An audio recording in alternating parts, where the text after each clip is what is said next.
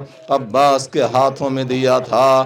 ہاں، یہ قافلہ مدینے سے کربلا آ گیا۔ کربلا میں علمدار لشکر حسینی بازوؤں کو کٹا کر جام شہادت نوش کر چکا۔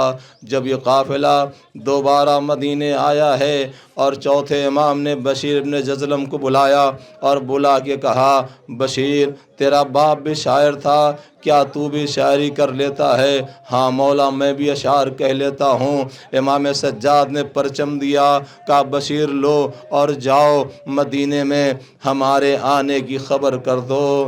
بشیر علم لے کر چلا، یا اہل یثرب لا مقام لکم، اے مدینے والو یہ مدینہ رہنے کے قابل نہیں رہا، اس لیے کہ جو قافلہ یہاں سے گیا تھا وہ قافلہ لٹ کے آیا ہے، حسین کربلا میں شہید کر دیے گئے ہیں۔ بشیر کہتا ہے، یہ سناتا ہوا میں محلے بنی ہاشم سے گزر رہا تھا، ایک چھوٹا سا بچہ تیزی کے ساتھ میرے پیچھے پیچھے آنے لگا، میں سمجھا یہ بچہ میرے پاس آ رہا ہے، میں رک گیا۔ ایک مرتبہ وہ بچہ میرے قریب آیا، کبھی میرے ہاتھوں میں جو علم ہے اسے دیکھتا ہے، کبھی مجھے دیکھتا ہے۔ میں نے پوچھا، بیٹا کیا دیکھ رہے ہو، کیا معلوم کرنا چاہتے ہو؟ وہ بچہ تڑپ کے کہتا ہے، شیخ مجھے کچھ اور نہیں پوچھنا ہے، بس اتنا بتا دے تجھے یہ علم کہاں سے مل گیا؟ کہا یہ سوال کیوں کر رہے ہو؟ کہا یہ سوال اس لیے کر رہا ہوں کہ جب قافلہ کل یہاں سے گیا تھا تو اس علم کو ہمارے آقا نے ہمارے بابا کے ہاتھوں میں دیا تھا۔ اب بشیر کہتا ہے، میں سمجھ گیا یہ فرزند عباس ہے۔ سینے سے لگایا، اے بیٹا تیرا بابا کربلا میں مارا گیا، یہ علم تو ہمیں چوتھے امام نے دیا ہے۔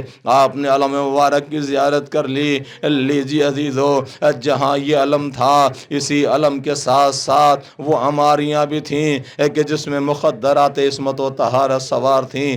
سب سے پہلے جو آپ کے سامنے عماری آ رہی ہے وہ مظلوم کربلا سید الشہداء کی ماجائیوں کی ہے، جناب زینب اور جناب ام کلثوم کی ہماری ہے۔ آپ احترام سے زیارت کیجئے، آپ اسا بوسہ لیجئے کہ جس کی تاریخ یہ ہے کہ ثانی زہرا نے کہا تھا، بھیا عباس میں تم دونوں بھائیوں سے بہت دیر تک جدا نہیں رہنا چاہتی ہوں۔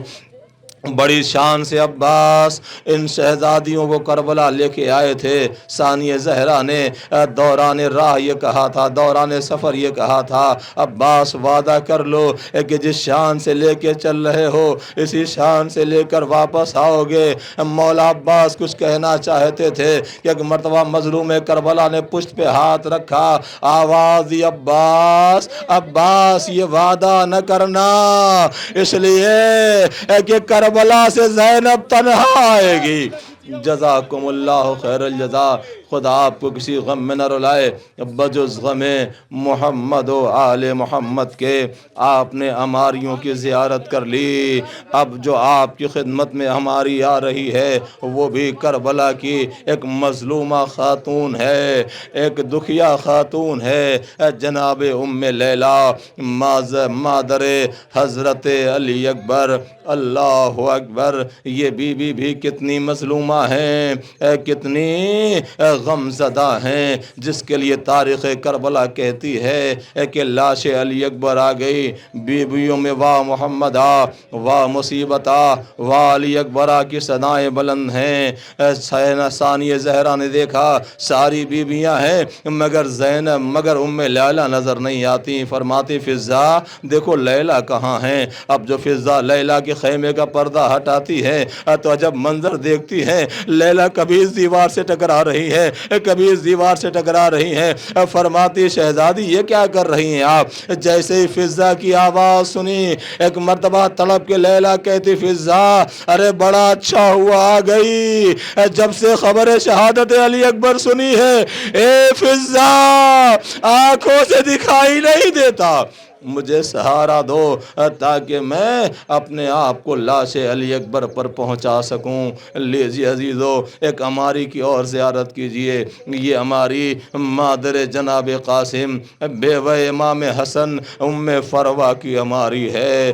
یہ خاتون بھی بڑی مظلومہ خاتون ہیں، بڑی غمزدہ خاتون ہیں، قاسم سے بار بار کہتی ہیں جاؤ قاسم اجازت لو، اذن جہاد لو، مقتل میں جاؤ۔ قاسم جب چچا کے پاس آتے ہیں تو چچا سینے سے لگا کے رونے لگتے ہیں، پھر خیمے میں جاتے ہیں۔ ام فروا فرماتی قاسم ابھی تم گئے نہیں، ابھی تم گئے نہیں۔ ایک مرتبہ کہتی قاسم اب اگر مقتل نہ جانا تو خیمے بھی میں نہ آنا۔ ایک مرتبہ درمیان میں بیٹھ گئے، قاسم کہتے وارے قسمت، اماں کہتی خیمے میں نہ آنا، چچا اجازت نہیں دیتے، قاسم جائے تو کہاں جائے۔ الغرض قاسم کو اجازت ملی، قاسم مقتل کربلا میں گئے اور وہ منزل آئی کہ لاش کے ٹکڑوں کو ابا کے دامن میں سمیٹ کر امام حسین لے کر خیمہ گاہ میں آئے۔ واہ محمدہ، واہ قاسمہ، واہ مصیبتہ کی صدائیں بلند ہیں۔ ایک مرتبہ ام فروا قاسم کے لاش کے قریب آئیں اور آن کے کہتی ہیں قاسم جاؤ جاؤ میرے لال جاؤ، ابھی دادی اماں سے ملاقات ہوگی، ایک پیغام کہہ دینا دادی اماں آپ کی بیوہ بہو نے کہا ہے کہ میرے پاس قاسم کے علاوہ کچھ نہ تھا، میرا سب کچھ قاسم تھا، مجھے میرے پاس جو تھا میں نے آپ کے لال پر قربان کر دیا۔ لیجیے عزیزو، ایک شبی ایسی آ رہی ہے جس اماری کے ساتھ گہوارہ بھی ہے۔ ہاں یہ وہ بی بی کی اماری ہے کہ جس کی کربلا میں مانگ بھی اجڑ گئی، جس کی کربلا میں گود بھی اجڑ گئی۔ یہ ام رباب، یہ مادر علی اصغر، یہ مادر سکینہ کہ جس نے کہا تھا شہزادی میں مدینے جا کے کیا کروں گی، میرا ایک وارث تھا وہ بھی کربلا میں ہے، میرا ایک گود کا پالا تھا علی اصغر وہ بھی کربلا میں ہے، ایک سکینہ تھی جو شام میں مجھ سے چھوڑ گئی۔ مگر گہوارہ دیکھیے ہماری سے بالکل متصل ہے، شاید اس کی تاریخ یہی ہے کہ شام غریباں جب خیمے جلے تو علی اصغر کا گہوارہ بھی جل گیا۔ گہوارے کی جلی ہوئی لکڑیاں رباب اپنی آغوش میں چھپا کے بیٹھی ہیں۔ ایک ظالم آیا، اس نے سوچا شاید کوئی قیمتی سامان ہے جو یہ بی بی چھپا کے لے کے بیٹھی ہے، اس گٹری کو چھینا، لے کر بھاگنے لگا۔ رباب تڑپ کے زمین کربلا پر گر گئی۔ اے ظالم، ارے کچھ اور نہ تھا، اس گٹری میں تو علی اصغر کے جھولے کی جلی ہوئی لکڑیاں جسے میں نے اپنی گود کی گرمی کو کم کرنے کے لیے اپنی آغوش میں لے رکھا تھا۔ لیجیے عزیزو، ایک شبیہ اور بھی آپ کے سامنے آ رہی ہے۔ ہاں یہ وہ شبیہ اس ذات کی ہے کہ جس کا تذکرہ ابھی آپ نے مجلس میں سماعت فرمایا ہے۔ ہائے رے سید سجاد، سید سجاد کی ذات بڑی مظلوم ذات ہے۔ مظلوم کربلا نے جہاں تمام مصیبتوں کا سامنا کربلا کے میدان میں کیا ہے، وہیں ایک مصیبت ایسی ہے کہ جس کا سامنا مظلوم کربلا نے نہیں بلکہ سید سجاد نے کیا ہے۔ ہاں حسین پشت فرس سے زمین کربلا پر آ گئے ہیں، اب یہ معلوم نہیں ہو پا رہا ہے کہ حسین زندہ ہیں یا شہید ہو چکے ہیں۔ ایک ظالم کہتا ہے ابھی پتہ چلے گا کہ حسین زندہ ہیں یا شہید ہو چکے ہیں۔ کہا کیسے پتا چلے گا؟ کہا بھی میں ایک آواز بلند کروں گا، اسی آواز سے معلوم ہو جائے گا کہ حسین زندہ ہیں یا شہید ہو چکے ہیں۔ ایک مرتبہ ملعون کہتا ہے بڑھو بڑھو یزیدیو، خیام حسینی کی طرف بڑھ کر خیموں کو لوٹ لو۔ جیسے یہ کہا ایک مرتبہ مظلوم کربلا نے اپنی طاقت کو سمیٹا، کوہنیوں کو زیر اقزار کربلا پر ٹیکا، گردن کو بلند کیا۔ اے یزیدیو خبردار، ابھی خیموں کا رخ نہ کرنا، ابھی حسین زندہ ہے، مولا حسین آپ جب تک زندہ تھے یزیدی خیموں کی طرف نہ آئے۔ مگر ہائے رے سید سجاد، کیسے صبر کریں، آنکھوں کے سامنے کبھی چادر چھینی جا رہی ہے، کبھی خیمے جلائے جا رہے ہیں، کبھی بہن کے رخساروں پر شمن تماچے لگا رہا ہے۔ جزاکم اللہ خیر الجزا۔ لیجیے عزیزو، آخری شبیہ کی زیارت کیجئے۔ یہ شبیہ ذوالجناح ہے۔ ذوالجناح کی زیارت کیجئے۔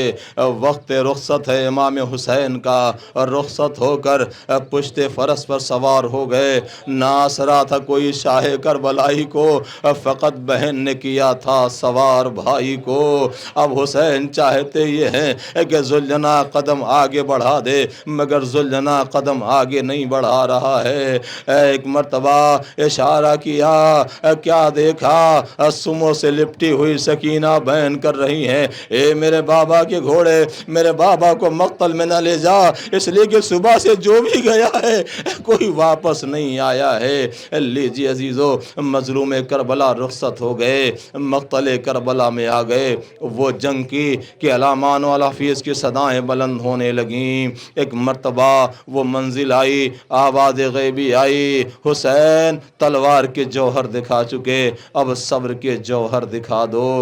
تلوار کا رکھنا تھا، بھاگی ہوئی فوجیں سمٹیں، چاروں طرف سے حملے ہوئے، جس کے پاس کچھ نہ تھا اس نے فرزند زہرا کو صحرائے کربلا کے پتھروں سے اذیت پہنچانا شروع کیا۔ زہرا کا لال پشت فرس پر جھوم رہا ہے کہ ایک مرتبہ زمین کربلا کی طرف چلا، ذوالجلال نے اپنے اگلے قدموں کو ٹیکا، آہستہ سے اپنے آقا کو زمین کربلا تک پہنچا دیا۔ ہاں سوار دوش رسول پشت فرس سے زمین کربلا پر آ گیا۔ ہمارے استاد کہتے ہیں یہ ذوالجلال اتنا وفادار تھا کہ جب آقا زمین کربلا پر آ گیا تو اپنی لگام اپنے دانتوں سے پکڑ کر کے امام کے ہاتھوں میں دیتا تھا، مولا لگام پکڑیے، میری پشت پر سوار ہو جائیے تاکہ میں آپ کو سیدانیوں میں پہنچا دوں، تاکہ میں خیمہ گاہ میں پہنچا دوں۔ مگر ذوالجلال اپنے سوار کو خیمہ گاہ تک نہ لا سکا۔ ایک مرتبہ پیشانی میں خون لگایا، تیزی کے ساتھ خیمہ گاہ کی طرف آیا۔ سیدانیوں نے دیکھا باغیں کٹی ہوئی ہیں، زین ڈھلا ہوا ہے، واہ حسینہ واہ مصیبتہ کی صدائیں بلند ہوئیں۔ بیویاں سمجھ گئیں کہ ہم بے وارث ہو گئے، ہمارا آقا مارا گیا۔ ایک مرتبہ جناب سکینہ بابا کے گھوڑے کے قریب آئیں، گردن میں باہیں ڈالیں اور ڈال کے فرماتی ہیں، ذوالجلال مجھے معلوم ہے کہ میں یتیم ہو گئی، میرا بابا مارا گیا، بس اتنا بتا دے وقت آخر میرے بابا کو پانی دیا گیا تھا یا پیاسا شہید کر دیا گیا؟ الا لعنت اللہ علی القوم الظالمین۔ ماتم حسین۔